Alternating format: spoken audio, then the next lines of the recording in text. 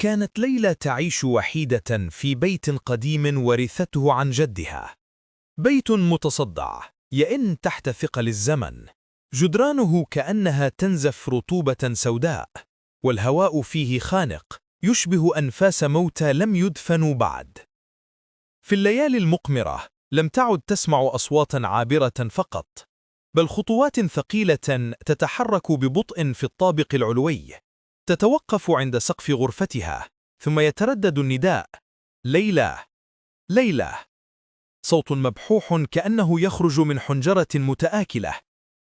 جدها حذرها قبل موته من باب بعينه، باب خشبي قديم في الطابق العلوي. قال لها: إياك أن تفتحيه، ذاك الباب ليس لنا، إنه لهم. لكن الفضول كان أقوى من الخوف، وفي ليلة مشؤومة حملت المفتاح وصعدت السلم. الخشب يصرخ تحت قدميها، وكل دقة قلبها كأنها طبول موت. حين أدارت المفتاح انفتح الباب ببطء، والظلام بدا حيا يتنفس. في وسط الغرفة مرآة ضخمة مغطاة بقماش أسود. اقتربت وسحبت الغطاء. المرآة لم تعكس صورتها، بل أظهرت نسخة منها. وجهها مائل بابتسامة ملتوية، أسنانها حادة كالمسامير، وعيناها جمرتان تنزفان دما. قال انعكاسها بصوت يقطر سما: أخيرا فتحت لي الباب. الدماء والظلام.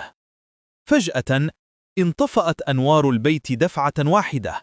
ساد ظلام دامس، ثم ارتفعت همهمات غليظة كأن عشرات الحناجر الشيطانية تلعن وتبتهل بلغات غريبة. حاولت ليلى أن تغلق الباب، لكن يدا باردة عفنة أمسكت معصمها وسحبتها بقوة نحو المرآة. الجلد حول معصمها بدأ يتقشر وكأنه يحترق من لمس ذلك الكيان. خرج من المرآة ظل أسود ضخم بلا وجه، تتدلى منه أطراف حادة تقطر دما. انساب على الأرض مثل دخان مسموم، ثم ارتفع ليغمرها. سمعت صوتا ينخر في صدرها، يخرج من داخلها نفسها: لقد أبقيتني محبوسا قرونا، والآن جاء دوري لألبسك. نظرت في المرآة فرأت جسدها الطبيعي ثابتا، لكن داخله يتحرك شخصا آخر بعيون دامية يبتسم ابتسامة مسعورة. الدم بدأ يتدفق من عينيها وأنفها وفمها حتى ابتلعت ابتسامتها. اللعنة الأخيرة. حين اقترب الصباح كان البيت غارقا في صمت خانق، لكن الباب انفتح وحده وخرجت ليلى. لم تكن كما يعرفها الجيران، كانت تمشي بخطوات متقطعة، جسدها يترنح ودماء سوداء تتساقط من فمها لتترك آثارا لزجة على الأرض. تجمع الناس حولها بخوف. أحدهم حاول مناداتها: ليلى، هل أنت بخير؟